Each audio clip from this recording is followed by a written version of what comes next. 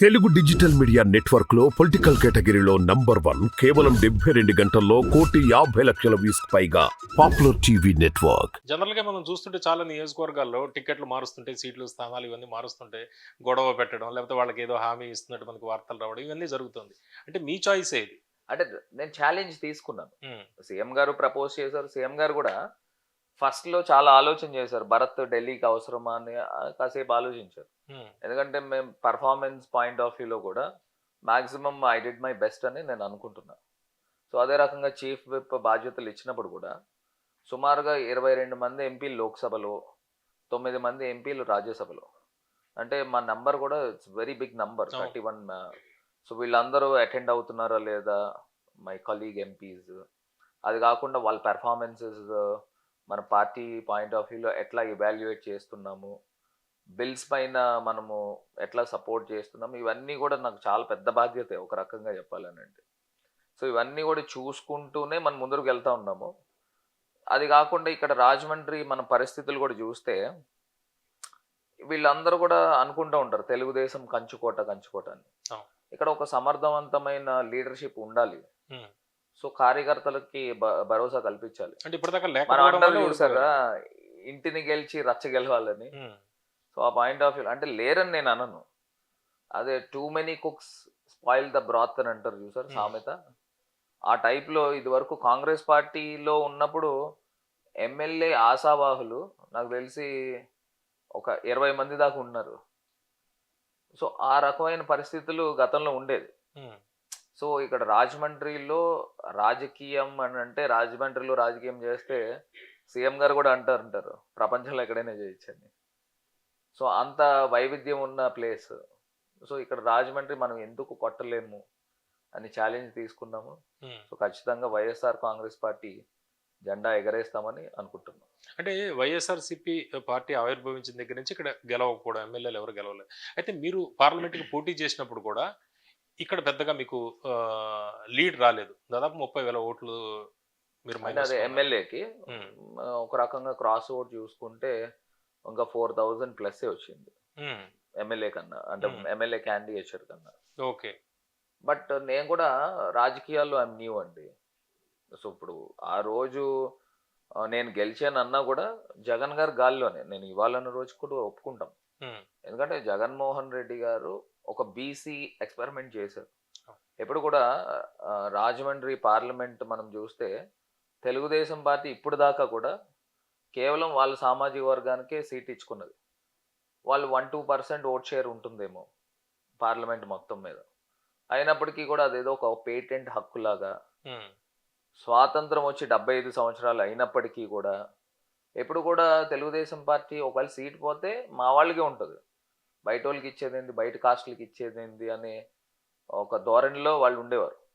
So, Jaganmohan Reddy గారు ఆయన ఒక మంచి నిర్ణయం తీసుకొని ఒక బీసీ క్యాండిడేట్ అని అనౌన్స్ చేస్తే అందరూ ఆశ్చర్యపోయారు.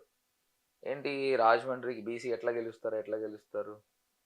అని అన్న తర్వాత మళ్ళీ దాని తర్వాత ఇంకొక స్టెప్ ఏంటంటే ఒక యువకుడినైన నన్ను తీసుకొచ్చి పెట్టారు. ఈ పిల్లోడు ఏమి గెలుస్తాడులే అని చెప్పేసి అందరూ లైట్‌గా తీసుకున్నారు. హ్మ్. కానీ సీఎం గారికున్న సోషల్ ఇంజినీరింగ్ గాని, లేకపోతే ఆయన ఒక మనిషి పట్ల ఆయన పరిచయం అయిన తర్వాత ఏ రకమైన అవగాహన ఉంటుందో ఆయన అసెస్ చేయడంలో దిట్ట. హ్మ్. సో, ఆయన మా ఫాదర్‌కి కూడా ఒకటే చెప్పారు. మా ఫాదర్ కంటెస్ట్ చేయాలి ఈ ప్లేస్‌లో. ఆయన జనరల్‌గా యంగ్‌స్టర్స్‌ని ఎంకరేజ్ చేస్తూ ఉంటారు. ఆ రోజు నాన్నగారికి కూడా సీఎం గారు చెప్పారు. నాగేశ్వరరావు అన్న భరత్‌ని ఎంపీని చేద్దామని చెప్పేసి హ్మ్. చెప్పిన తర్వాత సో, ఆయన సీట్ నాకు త్యాగం చేశారు మా హ్మ్. నాన్నగారు. సో, మనము ఒక పోస్ట్ వచ్చిన తర్వాత దానికి ఎంత న్యాయం చేసామనేది మనం ఎవాల్యుయేట్ చేసుకుంటాం. సో, దాంట్లో భాగంగానే నేను సక్సెస్ అయ్యానని నేను అనుకుంటున్నాను. ఓకే. అంటే మిమ్మల్ని జగన్ గారు తన క్యాబినెట్‌లో కూడా తీసుకుంటారు అనేది కొంత ప్రచారం. రేపు గే గే ఈ ఎన్నికలయ్యాక అనేది దాని గురించి ఏమంటారు మీరు? అంటే నాది అసలు నాకు ఎక్స్‌పెక్టేషన్ ఏం లేదండి. హ్మ్. నేను first and foremost Rajahmundry seat ఏదో మామూలుగా గెలవడం అని కాదు. ఒక మంచి మెజారిటీతో గెలవాలనేదే నా కాంక్ష. హ్మ్. దానికి అనుగుణంగానే నేను పనిచేస్తున్నా. ఇవాళ నేను ఒక్కటే అడుగుతా ఉన్నా. ప్రజల దగ్గరికి వెళ్ళినా లేకపోతే ఇంకొకరి దగ్గరికి వెళ్ళినా నాకు ఓటు వేయొద్దు, భరత్కు ఓటు వేయొద్దు, నా అభివృద్ధి చూసి ఓటు వేయమని అడుగుతున్నా. మీకు రాజమండ్రిలో అభివృద్ధి జరిగిందని మీరు భావిస్తే అభివృద్ధికి ఓటు వేయండి. ఉమ్, గడిచిన 3 పర్యాయాలు తెలుగుదేశం పార్టీ మేయర్లు చేశారు, అంటే 15 ఇయర్స్ మేయర్స్ చేశారు. నేను ఒకటే అడుగుతున్నా, 15 సంవత్సరాల మేయర్లలో చెప్పుకోదగ్గ ఏదైనా ఒక డెవలప్మెంట్ యాక్టివిటీ ఉందా? అదే రకంగా తెలుగుదేశం పార్టీ ఎమ్మెల్యే గారు ఉన్నారు, లేకపోతే వాళ్ళ కుటుంబం ఉంది, వాళ్ళు ఎమ్మెల్యే చేశారు, ఎమ్మెల్సీ చేశారు. ఆ ఎమ్మెల్సీ కూడా మా పార్టీ ఇచ్చిన ఎమ్మెల్సీని. ఉమ్, దాని తర్వాత తెలుగుదేశంలో జంప్ అయ్యారు, అది వేరే విషయం. ఇది కాకుండా మేయర్ చేశారు. సో 3 పదవులు చేశారు వాళ్ళ ఇంట్లో. ఆ 3 పదవులు చేసినప్పుడు చెప్పుకోదగ్గ డెవలప్మెంట్, చెప్పుకోదగ్గ నేను పలానా ఇది చేశానని చెప్పడానికి ఏమన్నా ఉందా? ఓకే, వాళ్ళు ఏం అదే చెప్పలేదు, రకంగా మీరేం చేశారు? అదే నేను దానికి వస్తాను. ఇప్పుడు నేను చెప్తున్నాను, నేను చెప్పుకోవడానికి నా దగ్గర ఒక 20 ఐటెంలు చెప్తాను. చెప్పండి. మోరంపూడి ఫ్లైఓవర్ నిర్మాణం ఆల్మోస్ట్ కంప్లీషన్ స్టేజ్కి వచ్చింది. ఆ ఫ్లైఓవర్ 30 సంవత్సరాల ప్రజల కళ. ఉమ్, దాన్ని ఇవాళ ఎంతోమంది ఎమ్మెల్యేలు వచ్చారు, మంత్రులు వచ్చారు, వీళ్ళందరూ కూడా కొబ్బరికాయలు కొట్టారు, కానీ ఎప్పుడు కూడా అది ప్రాక్టికల్గా రాలే గ్రౌండ్ మీదకి. నేను శపథం చేశాను, నా ఆస్తి అమ్మైనా కానీ నేను ఫ్లైఓవర్ నిర్మాణం చేస్తానని 2.5 years బ్యాక్ శపథం చేశాను. ఆ శపథానికి అనుగుణంగానే ఇవాళ ఫ్లైఓవర్ కంప్లీషన్ స్టేజ్కి వచ్చింది. గౌరవ ముఖ్యమంత్రి గారి సౌజన్యంతో రాజమండ్రిలో గవర్నమెంట్ మెడికల్ కాలేజ్ 475 కోట్లతో నిర్మాణం జరుగుతూ ఉంది. ఆల్రెడీ అకాడమిక్ ఇయర్ ప్రారంభమైంది, 150 మంది పిల్లలు ఆల్రెడీ జాయిన్ అయ్యారు. ఎయిర్పోర్ట్కి సంబంధించి 355 కోట్ల రూపాయలతో అక్కడ కన్స్ట్రక్షన్ స్టార్ట్ అయింది. జ్యోతిరాదిత్య సింధియా గారిని తీసుకొని వచ్చాం.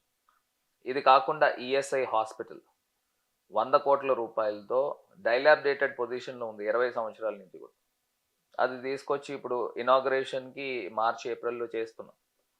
నిన్ననే గుడ్ న్యూస్ వచ్చింది ఏంటంటే, రాజమండ్రి రైల్వే స్టేషన్కి 2 సంవత్సరాల నుంచి కొట్లాడుతూ ఉన్నాం. 300 కోట్ల రూపాయలు ప్రపోజల్ పెడితే 260 crores అది శాంక్షన్ వచ్చింది. గౌరవ ప్రధానమంత్రి గారితో వర్చువల్గా దానికి ఫౌండేషన్ స్టోన్ లే చేస్తూ ఉంది. అనపర్తి రైల్వే స్టేషన్కి 28 కోట్లు, నెడదవోల్ రైల్వే స్టేషన్కి 30 కోట్లు, ఎల్సీ గేట్లు అన్నపూర్ణమ్మ గేట్ దగ్గర ఒక ఎల్సీ గేట్కి అక్కడ ఒక ఫ్లైఓవర్ శాంక్షన్. ఇది కాకుండా అనపర్తిలో ఒక ఫ్లైఓవర్కి శాంక్షన్ తీసుకుని వచ్చాం. ఇది కాకుండా నేను చెప్పాలని అనుకుంటే రాజమండ్రిలో ఉన్న డెవలప్మెంటల్ యాక్టివిటీస్, ఇవాళ కంబాల్ చెరువు పార్క్, నేను ఐ బెట్ అండి, మీరు ఈవెన్ హైదరాబాద్లో కూడా అలాంటి అమ్యూజ్మెంట్ పార్క్ లేదు. మీరు ఆ హైదరాబాద్లో అయినా చూపించండి ఆ రేంజ్ తరహా పార్క్. ఇవాళ ఒక 10 ఎకరాల్లో ఒక వాటర్ థీమ్తో, ఒక మంచి ప్రోగ్రామ్ ఆపరేటెడ్ ఫౌంటైన్తో ఆక్వా స్క్రీన్ పెట్టి, ఆ స్క్రీన్ పైన రాజమండ్రి హిస్టరీ వేస్తున్నాం. ఇట్స్ అన్ ఐ ఫీస్ట్ చూడడానికి కూడా. ఇది కాకుండా జిప్ లైనింగ్ అని, స్కై సైక్లింగ్ అని, బోటింగ్ అని. ఇవాళ ఇదివరకు మీరు చూస్తే కమ్మాల్ చెరువులో డైరెక్ట్గా డ్రైన్ వాటర్ని తీసుకెళ్ళి ఆ చెరువులో స్టోరేజ్ చేసేవారు, అక్కడి నుంచి పంప్ చేసేవారు. అది కంబాల్ చెరువు అని అంటే డ్రైనేజ్ చెరువు కింద ఉండేది. ఇవాళ మనం తీసుకుని వచ్చి మొత్తం అదంతా కూడా డ్రైన్ వాటర్ పంప్ అవుట్ చేసి, అది ఎండబెట్టి, గోదావరి నీళ్ళు పెట్టి, మొత్తం అంతా కూడా ఇవాళ టికెట్ పెట్టుకుని 50 రూపాయలు టికెట్ పెట్టుకుని లైన్లో నుంచుని లోపలికి వస్తూ ఉన్నారు. మనం నిజంగా వాళ్ళని ఒక 500 ఇచ్చి గతంలో కూర్చోబెట్టమన్నా వాళ్ళు వెళ్ళేవారు కాదు. మరి ఇవాళ అంత మార్పు తీసుకుని వచ్చాం. ఇది కాకుండా ఈట్ స్ట్రీట్ అని, హ్యాపీ స్ట్రీట్ అని, పుష్కర్ ప్లాజా అని, open air amphi theatre Subrahmanya మైదానంలో. మరి చాలామంది వ్యతిరేకించారు ఆ మైదానం చేస్తూ ఉన్నప్పుడు. అంటే నేను వారిని తప్పు పట్టను, కానీ కాకపోతే జనరల్గా కన్స్ట్రక్షన్ టైంలో చూడడానికి కళావిహీనంగా ఉంటుంది. సో నాకు ఆల్రెడీ ఒక విజన్ ఉంది, అది ఎట్లా వస్తుంది అనేది నాకు తెలుసు. నేను ఆ మాట కూడా చెప్పాను, ఎవరైతే కొంతమంది డిఫరెన్స్ ఆఫ్ ఒపీనియన్ వచ్చిందో, ఒకవేళ అది మీకు ఎవరికైనా నచ్చకపోతే లేదా పబ్లిక్ యాక్సెప్ట్ చేయకపోతే నా సొంత డబ్బులు ఖర్చు పెట్టి దాన్ని పగలగొట్టి యథావిధిగా చేస్తానని కూడా నేను పబ్లిక్గానే చెప్పాను. సో ఇవాళ వేల మంది ప్రజలు వస్తూ ఉన్నారు. ఓపెన్ ఎయిర్ యాంఫీ థియేటర్ అంటే నేను మళ్ళీ ఇంకో బెట్ కూడా చేస్తున్నా. అంత ఓపెన్ ఎయిర్ యాంఫీ థియేటర్ నాకు తెలిసి రెండు తెలుగు రాష్ట్రాల్లో ఎక్కడా కూడా అంత పెద్దది లేదు. ఈవెన్ బెంగళూరు కూడా లేదు. Hmm. ఇవాళ మనం కూర్చోబెట్టాలని అంటే సుమారుగా 5-6 వేల మందిని కూర్చోబెట్టచ్చు. దాంట్లో ఏంటంటే మనం ఫ్రీగా మూవీ కూడా టెలికాస్ట్ చేస్తున్నాం Hmm. With nice Dolby DTS sound సిస్టమ్తో. సండే అక్కడికి వెళ్తే కనీస పక్షాన్ని 4-5 వేల మంది ఉంటున్నారు. ఒక తిరణాల్లో ఉంటుంది. ఒక మధ్యతరగతి కుటుంబీకుడు కానీ లేదా పేదవాళ్ళు కానీ ఇవాళ సినిమాకి ఫ్యామిలీతో వెళ్ళాలని అంటే కనీసం 700-800 రూపాయలు ఖర్చు అవుతుంది. ఇవాళ ఫ్రీగా సినిమా ఇస్తున్నాం, ప్రతిరోజు సినిమా ఇస్తున్నాం. సో ఎంటర్టైన్మెంట్కి కొదవలేదండి. అంటే మీరు ఆల్రెడీ ఒక సినిమాకి హీరోగా కూడా చేశారు కాబట్టి ఇంకా అది మీకు ఒక విజన్, ఎంటర్టైన్మెంట్ కి సంబంధించి ఒక విజన్. అలా అని కూడా కాదు, అసలు నాకు ఒక్కటి ఆశ్చర్యం ఏంటంటే ఇంతమంది ఎమ్మెల్యేలు వచ్చారు, ఇంతమంది మంత్రులు అయ్యారు, అసలు రాజమండ్రికి ఒక చెప్పుకోదగ్గ స్పాట్ ఏదైనా ఉందా, ఒక రిక్రియేషన్ స్పాట్? ఆశ్చర్యం ఏంటంటే ఒక పెద్ద పల్లెటూరులోనే ఉంచేశారు. ఇవాళ నేనే ఒక వ్యక్తిమండి, నాకు పెళ్ళి అయ్యి ఒక 7-8 ఇయర్స్ అయింది. అమ్మాయిది హైదరాబాద్, మోనా హైదరాబాద్ నుంచి. వాళ్ళ ఫ్యామిలీ కానీ వాళ్ళు కానీ ఇక్కడికి వచ్చినప్పుడు I don't have any place. ఎక్కడ తీసుకెళ్ళాలంటే నాకు తెలియదు. గోదావరి గట్టు ఉంది, కార్లు తిప్పేవాళ్ళం. ఏదైనా ఉంటే హోటల్కి వెళ్ళడం, రెస్టారెంట్లో భోజనం చేయడం తప్పితే వేరే స్పాట్ లేదు. ఇవాళ రాజమండ్రిలో ఎవ్వరు రిలేటివ్స్ కానీ గెస్ట్లు కానీ వస్తే రాజమండ్రి చూపించడానికి 2 రోజులు పడుతుంది. ఇవాళ అన్ని రిక్రియేషన్ స్పాట్స్ తీసుకొని వచ్చాం. మీరు సండేస్ చూస్తే నాకు తెలిసి రోడ్ పైన కనీసం ఒక 50,000 మంది ఉంటారు. రాజమండ్రిలో ప్రజలు మ్యాక్సిమం సండే ఈవినింగ్స్ కుక్ చేసుకోవడం కూడా మానేశారని నేను అనుకుంటున్నాను. అంటే ఎంత ఖర్చు అయింది మొత్తం దీనికి? అంటే ఇప్పుడు ఖర్చు అనేది సెకండరీ అండి. How much funds you have tapped from government of India, దాని గురించి అడుగుతున్నాను నేను. ఇప్పుడు పెద్ద ఖర్చు కూడా మేము ఏం చేయలేదు. ఇప్పుడు కంబాల్ చెరువు పార్క్ ఉందనంటే ఒక 9-10 crores ఖర్చు పెట్టాము. హ్యాపీ స్ట్రీట్ లాంటి స్ట్రీట్ ఉందనంటే దానికి ఒక 5-6 కోట్లు ఖర్చు పెట్టాం. అంటే ఒక ఐడియా రావడం అనేది అంటే అదే ఇప్పుడు హ్యాపీ స్ట్రీట్ అనే కాన్సెప్ట్ మీకు ఐడియా ఉందో లేదో నాకు తెలీదు.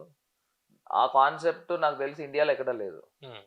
ఆ కాన్సెప్ట్ ఏంటంటే that opens only on Sunday. Regular డేస్లో మామూలుగానే ఉంటుంది. ఆ సండే ఏం చేస్తామంటే రోడ్ బ్లాక్ చేసేస్తాం 1 kilometer పాటు. దానికి అటాచ్డ్ ఒక పార్క్ కూడా ఉంది. అక్కడ ఏంటంటే ఆల్ సార్ట్స్ ఆఫ్ అమ్యూజ్మెంట్స్ ఉంటాయి. ఇప్పుడు చిన్నపిల్లలు వచ్చారనుకోండి, జారుబండ లాంటిది రోడ్ మీదే ఉంటుంది. రోడ్ పైనే టేబుల్ టెన్నిస్ ఆడుకుంటాం, రోడ్ పైన వాలీబాల్ ఆడతారు, రోడ్ పైనే బ్యాడ్మింటన్ ఆడతారు. చిన్నపిల్లలు స్నేక్ అండ్ ల్యాడర్ కింద పెద్ద పెద్ద డైస్ దాని మీద ఉంటుంది. ఇక్కడ ఓపెన్లోనే వీళ్ళు యంగ్స్టర్స్ అందరూ కూడా లైవ్ కాన్సర్ట్ చేస్తారు. సో వాట్ నాట్ అనమాట అండి. ఎక్కడ ప్రజలు అక్కడ ఎంజాయ్ చేసుకుంటూ స్ట్రీట్ అంతా నడుస్తారు. సో చివరిన ఒక మంచి ఆర్కెస్ట్రా లాంటిది ప్లాన్ ఉంటుంది. సో సండే మీరు చూస్తే అక్కడ కనీస పక్షాన్ని 7-8 వేల మంది ప్రజలు ఉంటారు. సో దే ఆల్ ఎంజాయ్ అనమాట అండి. Sunday it's all recreation spots. Okay.